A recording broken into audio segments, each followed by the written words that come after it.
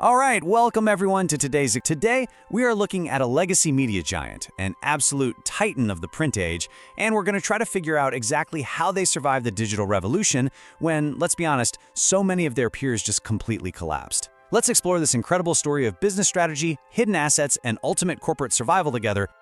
Okay, let's dive into this. I want you to picture the scene. It's the late 1990s, right? The internet is rapidly gaining momentum, and every single media expert in America is writing the exact same obituary. Newspapers, dying. Magazines, dead in the water.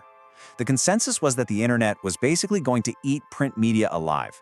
The old newspaper barons, the Gilded Age titans who built empires on ink and paper, they were supposed to end up as mere footnotes in some textbook about digital disruption. They were viewed as dinosaurs simply waiting for the meteor to hit.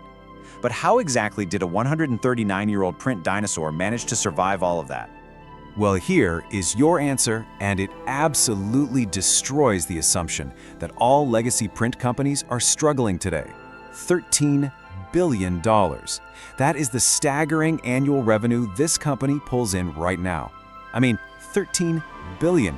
They didn't just scrape by, they didn't just downsize and hold on for dear life. They are thriving. And the company we are talking about today, it's the Hearst Corporation. Section 1. The Wrong Obituary, the Gilded Age Origins. To really understand how Hearst reached that massive $13 billion revenue number, we have to look back. Because the experts didn't just write a premature obituary back in the 90s, they wrote the entirely wrong obituary.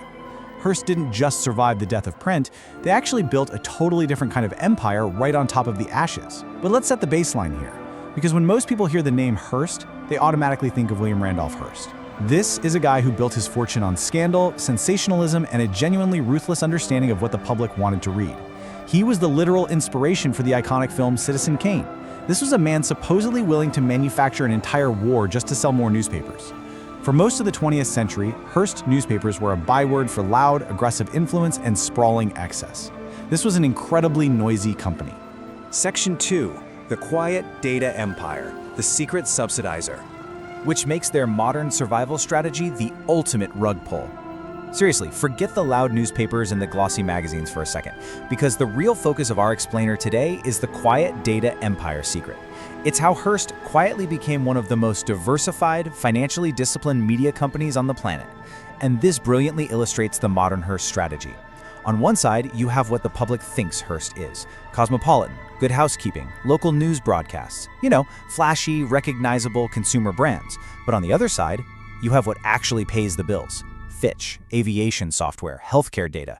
It is an incredible contrast between their sensationalist origins and these incredibly boring but massively profitable modern engines. Let's really look at this B2B infrastructure portfolio because it's almost overwhelming how varied and, unglamorous these holdings are. First up, they own Fitch. This is one of the 3 major global credit rating agencies. They literally tell the world's governments and banks whether their sovereign debt is junk or not. It's massively important on a global scale. Then you have aviation operations software, stuff airlines depend on daily. They own hospital and healthcare data systems. They have stakes in car pricing databases, and yes, even veterinary clinic software. You won't find a glossy magazine cover about scheduling a golden retriever's root canal, but none of this needs to make the front page. Every single one of these non-media holdings generates steady, wonderful, reliable cash. Because ultimately, business-to-business software and data services form the financial spine of the entire operation. While the outside world assumed Hearst would sink or swim depending on whether their magazines could survive Instagram and digital media, Hearst was busy building an impenetrable moat out of unglamorous infrastructure. These are businesses that almost never lose money and almost never make the news. This quiet data empire secret is the exact reason they are insulated from the chaos of the modern internet. Section 3. Reinvesting in media, the flashy front. What's really fascinating here is what they actually do with all that quiet, reliable cash. They don't just sit on it like Scrooge McDuck. It actually funds the noisy, public-facing media side. It allows their media brands to take risks and evolve without the constant panic of bankruptcy hanging over their heads. Let's move to Kawari and see how this builds their incredible media matrix. Because while others were retreating in a panic, Hearst was expanding. They own roughly a 20% stake in ESPN alongside Disney. That is a massive cash cow, especially since live sports remain one of the last things audiences will actually watch in real time with ads. They own a 50% stake in A+E Global Media, meaning the History Channel and Lifetime. But look at their local newspaper strategy.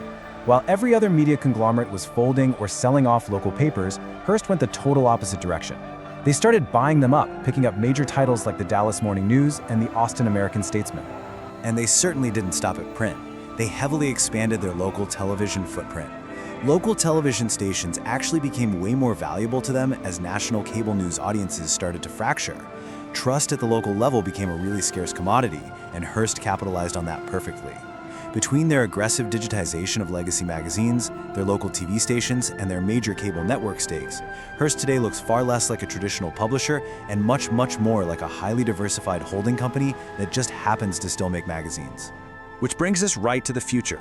I want to read this quote from Steve Swartz, the CEO of Hearst, from his recent annual letter. Strong performance from B2B businesses like Fitch is helping fund the parts of the business that face real disruption from forces like generative AI. So the crucial point is that this secret data empire isn't just about surviving the internet of the 1990s and 2000s. It is their active defense mechanism right now, today. That boring B2B cash flow is actively funding their media operations so they can weather the storm of modern AI disruption. For anyone looking at business strategy today, the takeaway is crystal clear. Boring, reliable cash flow is the ultimate defense mechanism allowing you to weather modern disruption. Section 4. The unfashionable ownership. Refusing to sell. Now, there is a stark, undeniable contrast between the rest of the industry and Hearst. Standard legacy media over the last 20 years has basically been defined by private equity roll-ups, hostile activist investors, and iconic brands just being sold off or completely gutted for parts. It's grim. But Hearst's approach, entirely different. They are currently in their 5th generation as a family trust. Their board is filled with family members and long-serving executives, not outside activists calling the shots to make a quick buck. They have simply and incredibly stubbornly refused to sell. Because of this stable, patient structure, CEO Steve Swartz, who, by the way, is a total lifer, having joined the company way back in the 90s, can actually play the long game. They are reinvesting quietly and diversifying patiently. Instead of panicking about quarterly earnings like everyone else on Wall Street, they are openly hunting for new deals to give their local TV and A+E networks more scale. They're positioning themselves to survive and compete alongside modern titans like Netflix, Amazon, and YouTube, completely insulated from Wall Street short-term demands. All of which leaves us with this final, incredibly provocative question to think about. How did the empire built by the loudest, most reckless voice in yellow journalism survive by becoming the most conservatively run, quiet data business in the world? It's the ultimate corporate irony, isn't it? The company famous for manufacturing headlines survived by building an invisible infrastructure that never makes the news. Sometimes, the empire that outlives everyone else isn't the one shouting the loudest. It's the one quietly grading the world's debt while everyone else is still arguing about magazines. Thank you so much for joining me on this